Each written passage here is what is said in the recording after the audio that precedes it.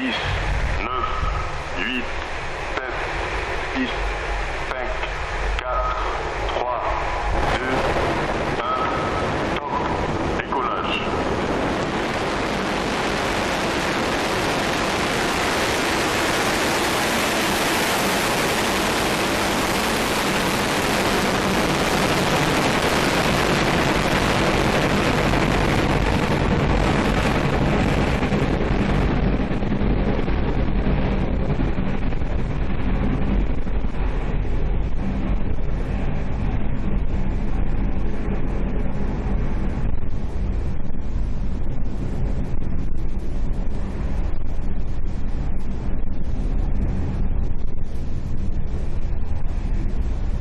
Eh bien, nos caméras arrivent encore à suivre Soyuz. You see our cameras are still tracking the Soyuz, the launcher beyond the clouds canopy with its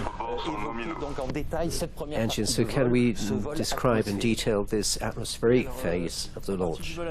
Yes, the atmospheric flight sequence is flight phase is said to be quite set. It doesn't change from flight to flight. The objective is really to guarantee the structural resilience of the launcher with the nil angle of attack here, nil inclination, and the monitoring of this whole flight is authorized and made possible thanks to a very important operation, which is that of CDI.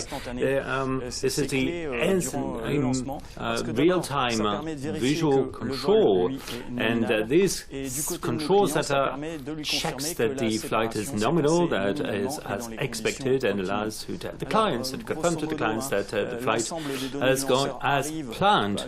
So data comes via the downward branch stations spread all over the world, and will be, and these centers is announce the separation of the boosters. It's still there on the screen, and this is happening right in front of your eyes. We've just seen the separation of the 4 boosters. So Soyuz was 300 tons heavy, and in a matter of 2 minutes it lost over half of its weight. It's totally nominal, is that according to plan? Confirmation of separation of lateral boosters. So Remy is connected to the CVI, so throughout the video transmission you will be relaying any confirmation or milestones announced by the CVI. A few words about what is at the top of the launcher, that is the fairing. To clarify that we don't always see these separations so just as clearly as we've just seen. It's incredible. It's still visible at 2 minutes 45 after the launch liftoff. Any the fairing is there is designed to protect the satellite from air frictions in the atmospheric phase.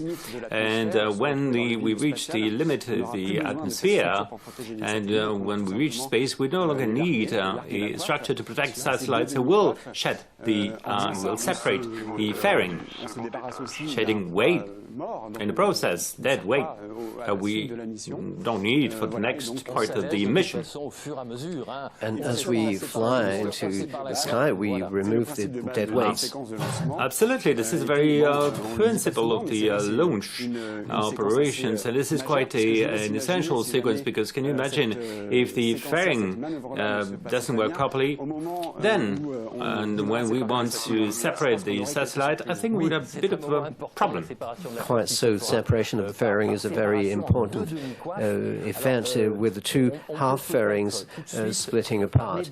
We could talk more about the specificity of this fairing as the SPS special tropical. Absolutely, this fairing has been developed in cooperation with Russia in the framework of Soyuz cooperation in French Guiana, and the objective was to have an equivalent volume to that of under the Ariane 4 fairing.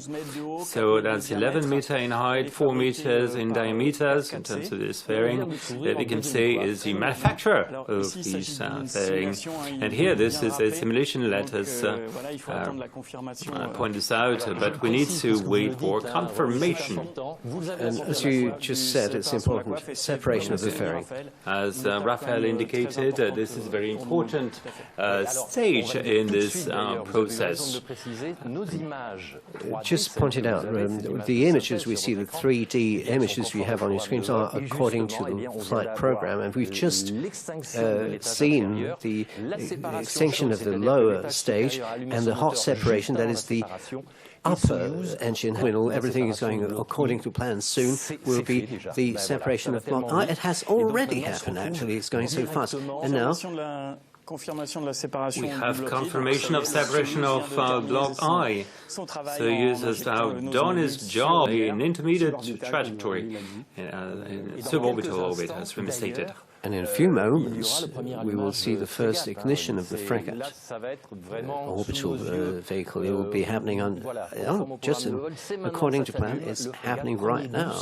So the first boost or first burn, as we should say. So clarifications about this first stage, this upper stage. So pre-burn, nominal pre-burn, and that's the frigate now.